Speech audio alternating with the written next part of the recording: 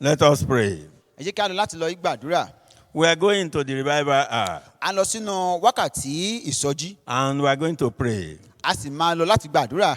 I am praying, Father, that the power of prayers will fall upon us in Jesus' name. Mò ń gbà ládùúrà Olúwa pé kẹ́ jọ̀wọ́ agbára àdúrà yóò bà lé wa lórí ní orúkọ And the Jésù. glory of God will shine and continue to shine in our lives in Jesus' name. Ògo Olúwa yóò sì máa hàn, yóò sì tẹ̀síwájú láti máa farahàn ní ayé wa lórúkọ Jésù. In Jesus' mighty name we pray. Ní orúkọ ńlá ti Jésù alágbára láti gba àdúrà.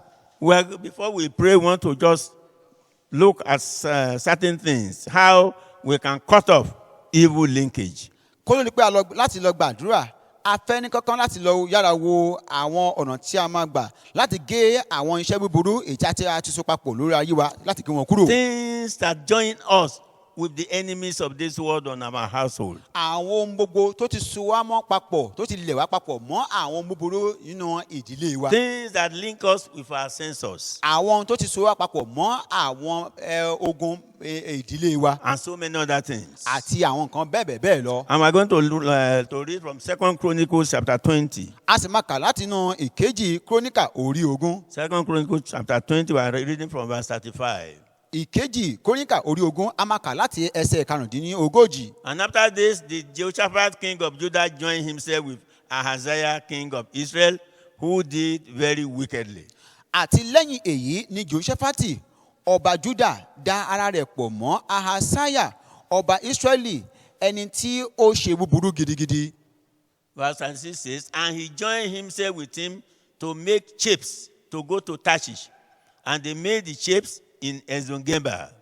Ẹsẹ̀ kẹrìndínlógójì ó sì dára rẹ̀ pọ̀ mọ́ láti kan àwọn ọkọ̀ ojú omi ńlá láti lọ sí Táṣíṣì. Wọ́n sì kan àwọn ọkọ̀ ojú omi ńlá náà ní Ezongeberi.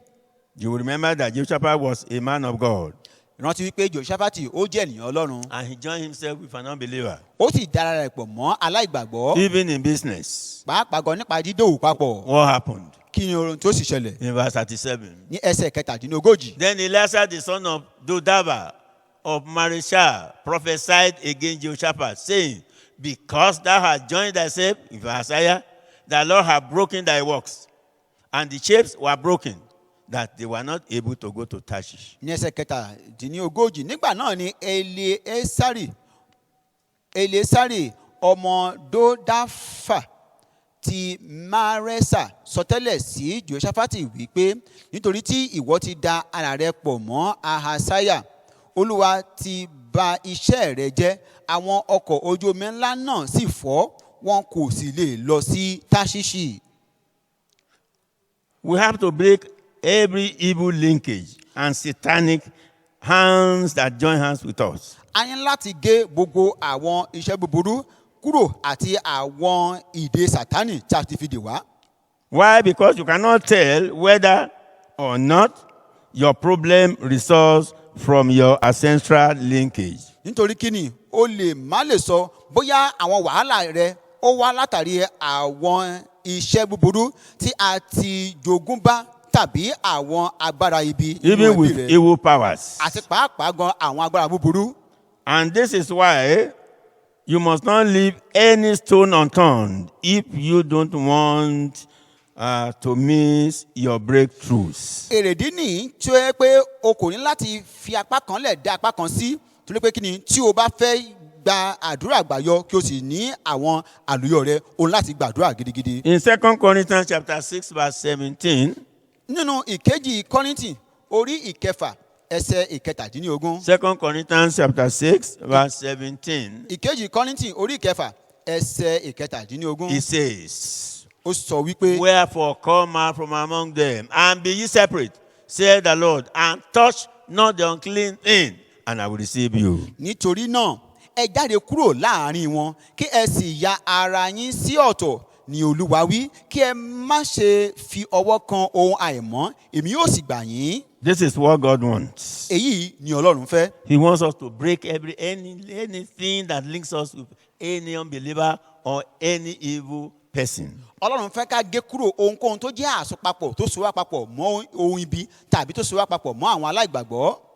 Many of us have been wrongly programmed before we knew the Lord. ọ̀pọ̀lọpọ̀ nínú wa ni a ti gbé ìrìn àjò wa ayé wa kalẹ̀ lọ́nà òdì kó tó di pé a mọ Ọlọ́run. In Romans chapter 12 verse 2, nínú ìwé Róòmù orí 12 it warns us and says, and be not Ẹsẹ̀ kejì. conformed to this world, but be ye transformed by the renewing of your mind, that ye may prove what is that good and acceptable and perfect will of God. nínú ìwé Róòmù orí 12 ẹsẹ̀ ìkejì ó kà bá wí pé kí ẹ má sì ṣe da ara yín pọ̀ mọ́ ayé yìí ṣùgbọ́n kí ẹ paradà láti di tuntun ní ìrònú yín kí ẹ̀yin bá a lè rí ìdí ìfẹ́ Ọlọ́run tí ó dára tí ó sì ṣe ìtẹ́wọ́gbà tí ó sì pé. God wants us to separate ourselves from them. Ọlọ́run fẹ́ kí a yára wa kúrò sọ́tọ̀ kúrò ní àwọn nǹkan wọ̀nyí. Do you know some incisions, some people have incisions on some parts of their body. Ìjẹ́ o jẹ́ mọ̀ pé àwọn ènìyàn kan wọ́n ní gbẹ́rẹ́ tí a ti sín sí àgọ́ ara wọn tàbí àwọn apá kan lára ara wọn. On their head, ní orí wọn, on their palms, ní àtẹ́lẹwọ́ wọn, on their chest, tàbí ní igbá àyà wọn, everywhere within the body system. tàbí ibikíbi ní àgọ́ ara wọn. And satanic labels also on the bodies. Àti bákan náà ẹ̀wẹ̀ tí wọ́n tún ní àwọn àlẹ̀mọ́ Sátánì káàkiri àgọ́ ara wọn. And these are all the things that the devil work upon. Èyí sì ni àwọn ohun tí ó jẹ́ irinṣẹ́ fún Sátánì tí yóò ṣiṣẹ́ lé lórí.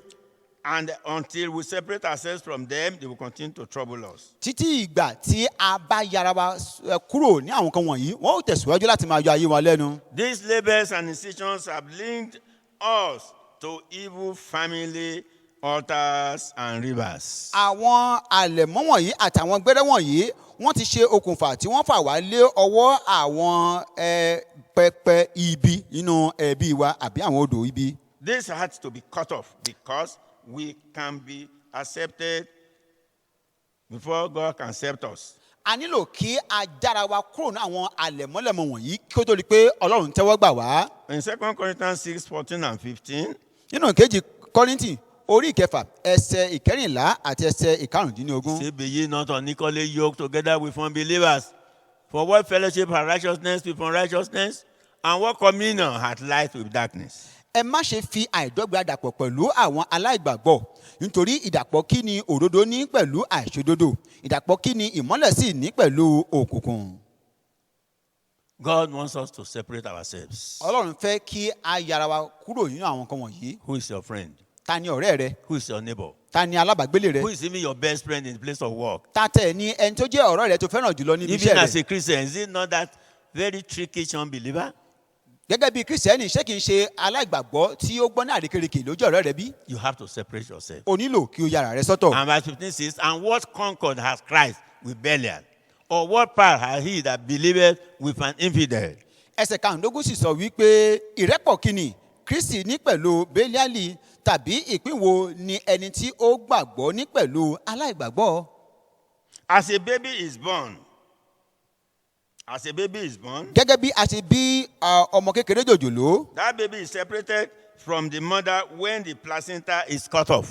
A ti ya ọmọ yìí sọ́tọ̀ kúrò lọ́dọ̀ ìyá rẹ̀ nígbà tí a bá ti gé olúbi ọmọ yìí kúrò. So also, as you are born again, you have to sever yourself from every evil linkage with the world and also with your past life. Bákan náà ẹ̀wẹ̀ bí a ti bí ìwọ náà, ó wá nílò kí o yára rẹ sọ́tọ̀ kí o yára rẹ kúrò nínú àwọn iṣẹ́ ibi èyí tẹ́ pé ó ti so ọ́ papọ̀ mọ́ ayé yìí àti àwọn ìgbé ayé rẹ tó ti gbé sẹ́yìn. This includes family traditions. Èyí ó lè jẹ́ nípa àwọn àṣà ìdílé tàbí àwọn àṣà àtijọ́. Customs and streams and altars that are contrary to the teachings of the Lord. Èyí ni pé èyí lè jẹ́ àwọn àṣà ìdílé tàbí àṣà àtijọ́ tí ó ti wà tipẹ́tipẹ́ àti àwọn odò ibi èyí tẹ́ pé àti àwọn pẹpẹ ibi tá a ti gbé kalẹ̀ tó tako ẹ̀kọ́ Ọlọ́run. As you are listening to me now, Bí o sì ń tẹ́sí sí mi lọ́wọ́lọ́wọ́ yìí, and you are getting ready to pray, tí o sì ti ń gbáradì láti múra láti gba àdúrà. I want you to open your Bible to Isaiah 49, Mo fẹ́ kó ṣí Bíbélì rẹ báyìí sínú ìwé Àìsáyà orí ìkọkàndínláàádọ́ta. verses 24 to 26. Ẹsẹ̀ ìkẹrìnléníogún títí dé ẹsẹ̀ ìkẹrìndínlọ́gbọ̀n. And I want you to accept whatever God has said in his word as we continue in prayers. mo sì fẹ́ kó tẹ́wọ́ gba ohunkóhun tí ó bá ti wá láti ọwọ́ ọlọ́run bí a ó ti tẹ̀síwájú láti máa gba àdúrà. Then the question is in verse 24, shall the prey be taken from the mighty or the lawful captive delivered? Are you sure God can deliver you? ìbéèrè kan wá jẹyọ níbi tí à ń wò ní ẹsẹ̀ kẹrìnlélógún wípé a lè gba ìkógun lọ́wọ́ alágbára bíi tàbí a lè gba òǹdè lọ́wọ́ àwọn ẹni tí wọ́n ń tọ́ fún. Listen verse 25 what he says. tẹ́tí sí ẹsẹ̀ karùndínlọ́gbọ̀n But thus báyìí. says the Lord, even the captives of the mighty, that is, if you even go to the juju man yourself and you go there on your own, shall be taken away, and the prey of the terrible shall be delivered. For I will contend with him that contended with thee, and I will save thy children. wọ́n gbọ́ báyìí ò ní ẹsẹ̀ karùndínlọ́gbọ̀n ṣùgbọ́n báyìí ni olúwa wí a ó tilẹ̀ gba àwọn òǹdè kúrò lọ́wọ́ àwọn alágbára yẹn ni pé bó bá tiẹ̀ jọ àti ọ̀dọ̀ tó fara rẹ lọ sí ọ̀dọ̀ àwọn alágbára yìí láti wá ọ̀nà àbáyọ yà ń tẹ̀síwájú a ó sì gba ìkógun lọ́wọ́ àwọn ẹni ẹrù nítorí ẹni tí ó ń bá ọ jà ni èmi ó bá jà èmi ó sì gba àwọn ọmọ rẹ là. Verse 26 says, finally, and I will feed them that oppress thee with their own flesh, and they shall be drunken with their own blood, as with sweet wine. And all flesh shall know that I, the Lord, I am thy Savior and thy Redeemer, the mighty one of Jacob. ẹsẹ̀ kẹrìndínlọ́gbọ̀n sọ wípé àwọn tí ó ní ọ lára ni èmi ó fi ẹran ara wọn bọ̀ wọn ó mú ẹ̀jẹ̀ ara wọn ní àmúyó bí ọtí wáìnì dídùn gbogbo ẹran ara yóò sì mọ̀ pé èmi olúwa ni olùgbàlà àti olùràpadà rẹ̀ ẹni alágbára ti Jákọ́bù. Your enemies will drink their blood and eat their flesh. àwọn ọ̀tá rẹ̀ wọ́n ó mú ẹ̀jẹ̀ ara wọn wọ́n ó sì jẹ ẹran ara wọn. You have to accept what God has said here o gbúdọ̀ gba ohun tí Ọlọ́run sọ níhìn yìí and begin to pray. kí o sì tẹ̀síwájú láti gba àdúrà. Then now we are going to prayers right now. báyìí a wá lọ sí ìkòríta láti gbàdúrà báyìí. You have to confess your sins. o ní láti jẹ́wọ́ gbogbo àwọn ẹ̀ṣẹ̀ rẹ̀. Where have you been to? ibo ló ti gbé lọ. Even when before you were converted. kó tó di wípé o bá Kristi pàdé. How many decisions are in your head? irú àwọn gbẹ́rẹ́ mélòó ló wà ní agbárí orí rẹ̀. 201, ìgbà ó lé kan níbí 300, tàbí 300. and everyone stands for something else. àti pé ẹyọ kọ̀ọ̀kan nínú wọn ó lóhun tó túmọ̀ tó dẹ̀ dúró fún. What are the covenants you have gone into? àbí irú àwọn májẹ̀mí wo nìwọ náà ti wọ̀ lọ. Even with your ancestral linkage, pẹ̀lú àwọn tó ti jẹ́ iṣẹ́ ibi tí o ti jogún bá. you will confess all. ó jẹ́wọ́ gbogbo rẹ̀ You pátá. confess the sins you commit from time to time. ó jẹ́wọ́ gbogbo àwọn ẹ̀ṣẹ̀ tí o ti dá láti pàdé ìgbà wọ̀nyí. When you confess today, you do the same tomorrow. Then you want God to forgive you. Tell God to give you the power of the Holy Spirit. Be sanctified and be filled with the Holy Spirit to get away out of your sin. tí o bá jẹ́wọ́ rẹ̀ lónìí ọ̀la ó tì í padà sínú àwọn ẹ̀ṣẹ̀ wọ̀nyí gbàdúrà kọ́lọ́n kó fún ọ ní okun kó sì fún ọ ní agbára kó sì ràn ọ́ lọ́wọ́ láti lè kúrò ní àwọn ẹ̀ṣẹ̀ wọ̀nyí kó sì borí wọn. What I'm saying is that you will pray every sin that is my life, destroying my life. I say, Lord, forgive me and straighten my life with you in the name of Jesus. ó lọ láti lọ gbàdúrà pé kí Ọlọ́run kó dárí gbogbo ẹ̀ṣẹ̀ rẹ àtàṣedédé rẹ jì ọ́ ohun gbogbo tó yẹ pé ó sì ti wà nínú ayé rẹ kí Ọlọ́run kó bá ọ mú kúrò. Then we have to go into another prayer.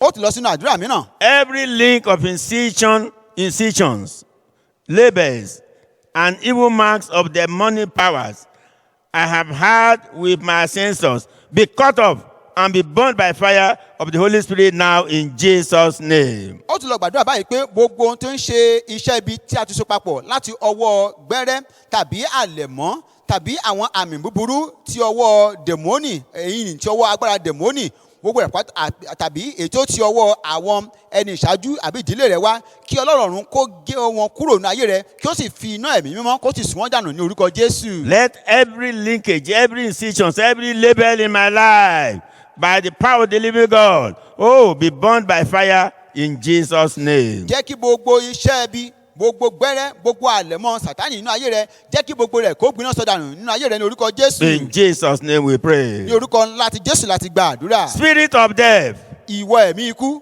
spirit of evil dreams, ìwọ ẹ̀mí àlákàlà and powers of darkness àti agbára òkùnkùn chasing me èyí tí ó ń lé mi at night, ní ọ̀gànjọ́ òru be cut off by fire in Jesus' name. kí o di gígé kúrò nínú ayé mi ní orúkọ Jésù. Spirit of death, ìwọ ẹ̀mí ikú get out of my life. jáde kúrò nínú ayé mi. Evil dreams, ìwọ àlámú get out ibi of my jáde life. kúrò nínú ayé mi. Powers of darkness agbára òkùnkùn chasing me at night, tí ń lé mi ní be òru cut off by fire in the name of Jesus. kí o di gígé kúrò nínú ayé mi ní orúkọ In Jésù. Jesus' mighty name, we pray. ní orúkọ ńlá ti Jésù Kristi láti gba àdúrà. Every organ of my body, gbogbo ẹ̀yà ní àgọ́ ara mi. every organ of my body, gbogbo ẹ̀yà ní ara mi. every organ of my body, gbogbo ẹ̀yà ara ní àgọ́ ara mi. my heart, ọkàn mi. my lungs, ohun tí ń gbé mi jáde. my kidney, kíndìnrín mi. receive the fire of the Holy Spirit and the blood of Jesus for cleansing in Jesus' name. ó yá gbanú ẹ̀mí mọ́ sára kí o sì gba ẹ̀jẹ̀ Jésù Kristi sára kí o sì fọ̀ mí mọ́ ní orúkọ Jésù. Cleanse me, cleanse all my organs. fọ̀ mí mọ́ kí o sì fọ̀ gbogbo ẹ̀yà ara mi. Cleanse my kidney. kí o sì fọ̀ kíndìnrín mi mọ́. Holy Spirit, cleanse my lungs. ẹ̀mí mọ́ ẹ fọ̀ gbogbo ohun tí ń gbé èémí mi Cleanse jáde. my heart. kẹ́sì fọ̀ ọkàn mi. Every deposit in all these organs. gbogbo àwọ̀ ohun tí Sátánì ti fi pamọ́ sínú àgọ́ ara mi Burn wọ̀nyí. to ashes in Jesus' name. ẹ di jíjó di eérú ní orúkọ Jésù. In Jesus' mighty name we pray. ní orúkọ láti Jésù láti gba àdúrà. I reject mo kọ̀ and renounce mo ti kọ̀ sílẹ̀. every evil ordination of lateness in achieving any goodness in the name of Jesus. gbogbo àsọlẹ̀ àbí ọ̀rọ̀ tí a ti sọ sílẹ̀ tó ń ṣe ọ̀rọ̀ tí máa ń mú àṣeyọrí pípẹ́ nínú ayé ènìyàn.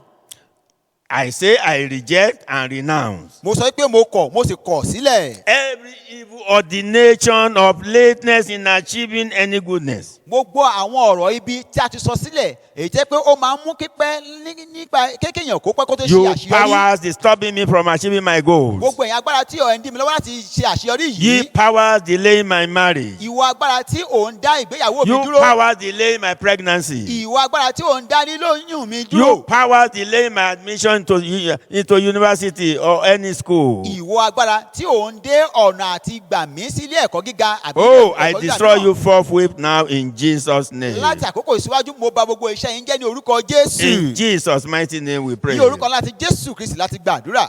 Every material gbogbo ohun iṣẹ́ containing my picture ètẹ́ pé ó ní àwòrán mi or my inspiration tàbí tó ní àkọlé nípa be mi spiritually and physically withdrawn, nípa ti ẹ̀mí àti nípa ti ara mo mú yín kúrò. and the negative effects be withdrawn in my name, withdrawn from me in Jesus' name. kí a sì mú gbogbo ohun tí ń ṣe àbájáde ibi rẹ̀ lórí ayé mi mo mú wọn kúrò ní orúkọ Jésù. I say I renounce mo sọ pé mo kọ̀ every material gbogbo ohun tó jẹ́ orin iṣẹ́ containing my picture or inscription èyí tó ní àwòrán mi lára tàbí tó ní àkọlé to nípa be mi lára. spiritually and physically withdrawn now, mo yọ wọn kúrò nípa ti ẹ̀mí àti nípa ti ara and mo the mú wọn effects they kúrò. had in my life, mo sì sọ pé mo pàṣẹ wípé and the effects they had in my life, àti gbogbo àbájáde ibi tí wọ́n lè ní lórí ayé mi. oh, let them be completely withdrawn in Jesus' name. jẹ́ kí a mú gbogbo wọn pátápátá kúrò pátápátá ní orúkọ Jésù. In Jesus' name I pray. ní orúkọ Jésù Kristi ni mo ti gba àdúrà. Garment of confusion and pollution, gbogbo ẹ̀yin aṣọ agbádá dàrúdàpọ̀ àti agbádá ìbàjẹ́. I reject you. mo kọ gbogbo rẹ̀ Be sílẹ̀. torn to pieces in Jesus' kí name. aya yín pẹ̀rẹ̀pẹ̀rẹ̀ sí wẹ́wẹ́ ní orúkọ Jésù. You garment of confusion. ìwọ agbádá You dàrúdàpọ̀. garment of pollution. ìwọ agbádá ìbàjẹ́. You are not my candidate. ẹ ò kì í ṣe yìí tèmi. I reject you. mo kọ̀ yín I sílẹ̀. reject you. mo kọ̀ yín sílẹ̀. Be torn to pieces. ẹbẹ̀ sí Be ní torn yíya. to pieces. ẹbẹ̀ sí ní Be torn yíya. to pieces. ẹbẹ̀ sí ní Be torn yíya. to pieces. ẹ̀mí aya In the pẹ̀rẹ̀pẹ̀rẹ̀. name of Jesus. ẹ̀ẹ́dì yíya pẹ̀rẹ̀pẹ̀rẹ̀ ní orúkọ Jésù. In Jesus' name we pray. ní orúkọ Jésù Kristi láti gba àdúrà. Every evil spiritual clock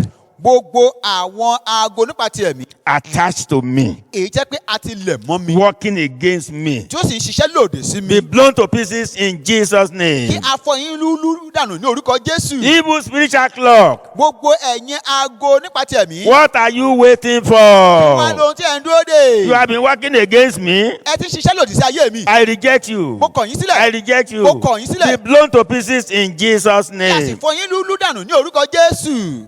In Jesus' name we pray. ní orúkọ láti Jésù Kristi láti gba Every àdúrà. spiritual label gbogbo àwọn àlẹ̀mọ́ nípa ti ẹ̀mí. and marks àti àwọn àmì. and stamps àti àwọn òtẹ̀. and attached to me ìjẹ́ pé a ti lẹ̀ mọ́ mi as a result of ancestral linkage. láti ọwọ́ àwọn iṣẹ́ búburú àti àwọn iṣẹ́ sátánì. Be removed by the blood of Jesus Kí a mú yín kúrò ní orúkọ ẹ̀jẹ̀ Jésù Kristi. and Holy Ghost fire in Jesus' name. Àti nípasẹ̀ inú ẹ̀mí mọ́ ní orúkọ Jésù. You spiritual label, Ìwọ àlẹ̀mọ́ nípa ti ẹ̀mí evil marks, àti àwọn àmì nípa ti ẹ̀mí. marks, stamps Àwọn òòtẹ̀ that have been attached to me èyí jẹ́ pé a ti lẹ̀ mọ́ mi by lórí ancestral linkage nípasẹ̀ àwọn ohun iṣẹ́ búburú gbogbo. be removed Ó yá ká máa di mú by the kúrò blood of Jesus pẹ̀lú ẹ̀jẹ̀ Jésù. and be burnt to ashes by the power of the Holy Spirit in Jesus' Kí name. ẹ sì jó di eérú pẹ̀lú inú ẹ̀mí mọ́ ní orúkọ Jésù. In Jesus' name we pray. Ní orúkọ Jésù Kristi láti gba àdúrà. You devil, Ìwọ Sátánì. you will not displace me in my service for God. O ò ní ṣí mi lọ́wọ́ iṣẹ́ nípa ṣíṣiṣẹ́ fún Ọlọ́run. From now in Jesus' name. Láti àkókò síwájú sí ní orúkọ Jésù. Devil, Sátánì. hear me now. Gbọ́ mi báyìí. You will not displace me in working even for my God. O ò ní ṣí mi lọ́wọ́ iṣẹ́ nípa ṣíṣiṣẹ́ fún Ọlọ́run mi. From now in Jesus' name. Láti àkókò síwájú ní orúkọ Jésù. Be paralyzed. Máa di Be yarọ, máa paralyzed. yarọ, Be paralyzed. máa yarọ, Be paralyzed. máa yarọ, Be paralyzed. máa yarọ, Be máa paralyzed. yarọ. And be burnt to ashes in Jesus' Kí o name. sì jó di eérú ní orúkọ Jésù. In Jesus' mighty name we pray. Ní orúkọ láti Jésù láti gba àdúrà. Every cause of bad circle in my life, Gbogbo ẹ̀gún má kọjá ìpele yìí nínú ayé mi. every cause of bad circle that turns over every time, every cause of bad circle in my life, Gbogbo ẹ̀gún márìnjìnà ẹ̀gún ojú kan lórí ayé mi break now in Jesus' name. máa fọ́ sí wẹ́wẹ́ báyìí ní orúkọ Jésù. Break now in Jesus' Máa di name. wíwó sí wẹ́wẹ́ ní orúkọ Jésù. I will not stay on a point. I will continue to move and be blessed in the name of Jesus. Èmi kọ̀ láti dúró sí ojú kan, ó tẹ̀síwájú, ó ti jẹ́ ní ìbùkún ní orúkọ Jésù. Power of in Jesus' name we pray. Ní orúkọ Jésù láti gba àdúrà. Power of darkness Ìwọ agbára òkùnkùn that seek my failure tí ó ń wá ìjákulẹ̀ mi, and my death tí ó sì ń wá ikú fún mi, be destroyed in Jesus' name. kí o di píparun ní orúkọ Jésù. Power of darkness Ìwọ agbára òkùnkùn that seek my failure and death èyí tẹ́ kò sì ń wá ìṣubú àbí be òun wá destroyed in ìgbàyìnlá fún mi, Jesus' name. kí o di píparun ní orúkọ Jésù. You will die. Kíkú ni ó kú, I will be alive. èmi sì máa wà láàyè. And the power of glory of God will continue to shine in my life. Ògo Olúwa ògo Ọlọ́run á sì bẹ̀rẹ̀ sí máa tàn lórí ayé In mi. Jesus' name we pray. Ní orúkọ láti Jésù láti gba àdúrà. Every evil power Gbogbo agbára òkùnkùn set up to pull me down èyí tẹ́sí àti gbé kalẹ̀ láti fà mí jálulẹ̀ by central powers, nípasẹ̀ àwọn agbára baba ńlá mi, well, either physically or spiritually, bóyá nípa ti ẹ̀mí àbí nípa ti ara, be disgraced kó yá kó bẹ̀ and sí be gbòdúdú, destroyed kójú kó tì ọ́ kó sì di píparun. in Jesus' name. Ní orúkọ Jésù, Every power set up gbogbo agbára tí a gbé kalẹ̀ to pull me down láti fà mí jálulẹ̀ by my central powers, láti pàṣẹ àwọn agbára baba ńlá mi physically and spiritually, nípa ti ara tàbí nípa ti be ẹ̀mí, disgraced and be destroyed in Jesus' name. kí ojú kó tì ọ́ kó sì di píparun ní orúkọ Jésù. In Jesus' name we pray. Ní orúkọ Jésù Kristi láti gba àdúrà. Doors of blessings Ìwọ lẹ̀kùn ìbùkún locked against me tí a ti tì lòdì sí mi by evil powers, nípasẹ̀ agbára òkùnkùn open by fire now in Jesus' name. máa di ṣíṣí pẹ̀lú iná báyìí ní orúkọ Jésù. Doors of blessings Ìwọ lẹ̀kùn ìbùkún open. ẹbẹ̀ sí ṣí Open. ẹbẹ̀ sí ṣí Open. ẹ máa ṣí Open. ẹ máa ṣí Open. ẹ máa ṣí Open. ẹ máa ṣí Open. ẹ máa ṣí. Destroy the evil powers locking it in Jesus' name. Kí ẹ sì pa gbogbo iṣẹ́ ibi irin nù kẹ́ ẹ parun lórí ayé mi ní orúkọ In Jésù. Jesus' mighty name we pray. Ní orúkọ Jésù Kristi láti gba àdúrà. Progress arrester of my life. Àwọn tí máa ń dí ìtẹ̀síwájú lọ́wọ́ lórí ayé mi. Progress arrester of my life. Ìwọ tó máa ń fa ìdíwọ́ sí You ìtẹ̀síwájú have ayé mi. failed.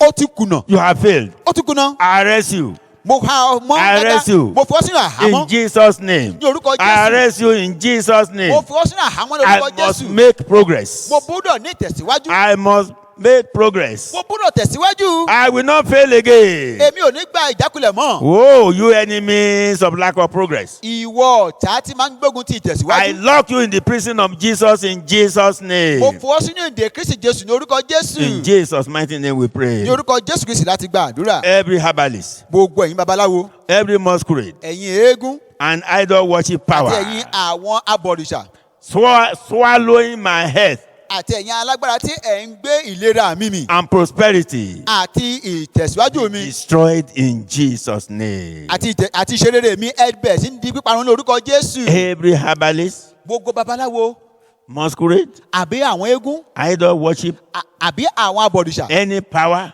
àbí àwọn agbára swallowing my head tí wọ́n ń gbé ìlera mi mì and prosperity àti ìṣerere mi as a result of covenant látàrí májẹ̀mú tí wọ́n ti dá. be destroyed in the name of Jesus. Ẹ di píparun ní orúkọ láti Jésù. In Jesus' name I pray. Ní orúkọ Jésù mo ti gba àdúrà. Fire of disgrace. Iná ìtìjú.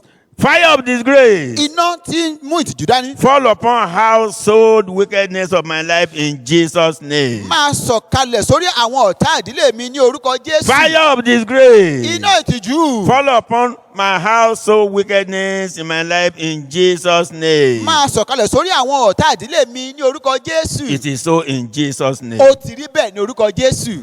Stronghold of evil strangers Ẹ̀yin alágbára tí ń ṣe iṣẹ́ àjèjì in any area of my life. ní ibikíbi lórí ọ̀rọ̀ ayé I mi. put you down in Jesus' name. Mo fà yín jálulẹ̀ lórúkọ Jésù. Stronghold of evil strangers. Gbogbo ẹ̀yin alágbára tí ń ṣe iṣẹ́ àjèjì. Evil strangers. Ẹ̀yin oníṣẹ́ Evil àjèjì. strangers. Ẹ̀yin oníṣẹ́ àjèjì. Evil strangers. Ẹ̀yin oníṣẹ́ In ibi any àjèjì. part of my life. Ní ibikíbi In lórí any ayé area mi. part of my life. Apákápá What ayé mi. are you waiting for? Wọ́n lóhun tí ẹ̀ wá ń dúró dè wá I yìí. pull you down now in Jesus' name and be destroyed. Mo fà yín tú lulẹ̀ ní orúkọ Jésù Kristi. In Jesus' name we pray. Ní orúkọ Jésù Kristi mo gba àdúrà. That which haunts me. Ìwà àjẹ́ tí ò ń lépa mi. That which haunts me. Èyí ni tí ó ń lépa mi. Oh, from greatness. Láti débi ibi gíga mi. Give way now in Jesus' name. Fi ọ̀nà mi sílẹ̀ báyìí. Give Ní orúkọ way. Jésù. Fi ọ̀nà Give sílẹ̀. way. Fi ọ̀nà sílẹ̀. Give way. Fi ọ̀nà mi sílẹ̀. Give way. Fi ọ̀nà mi sílẹ̀. Give way. Fi ọ̀nà mi sílẹ̀. Be paralyzed. Máa di yíyarọ. Give way Fi ọ̀nà mi and be sílẹ̀. destroyed. Kí o sì panu. My way must be through in the name of Ọ̀nà Jesus. búburú là gẹ́gẹ́ ní orúkọ Jésù. In Jesus' name we pray. Ní orúkọ láti Jésù ni mo gba àdúrà. All demonic incantations Gbogbo àwọn ògèdè dèmọ́nì against me tí a ti sọ sí mi. be cancelled in Jesus' name. Mo fagilé gbogbo yín ní orúkọ Jésù. All demonic incantations Gbogbo àwọn ògèdè dèmọ́nì against me at night tí a ti sọ sí orí mi ní ògànjọ́ be òru. cancelled in Jesus' name. Mo fagilé gbogbo rẹ̀ pátápátá ní All orúkọ Jésù. demonic incantations against me Gbogbo àwọn ògèdè dèmọ́nì tí since a ti I sọ was sí mi born láti bàtà ti bí mi. be cancelled in Jesus' name. Mo fagilé gbogbo rẹ̀ ní orúkọ Jésù. And finally, Àti ní ìgbẹ̀yìn báyìí, coronavirus. ìwọ àìsàn coronavirus I yìí, place you under the close watch of fire of God. mo fi ọ́ sí abẹ́ iná Ọlọ́run àti Ọlọ́run òkè. Coronavirus. Àníṣe ìwọ àìsàn àjàkálẹ̀ àrùn corona. I place you under the close watch of fire of God. Mo fi ọ́ sí abẹ́ iná ìléru Ọlọ́run.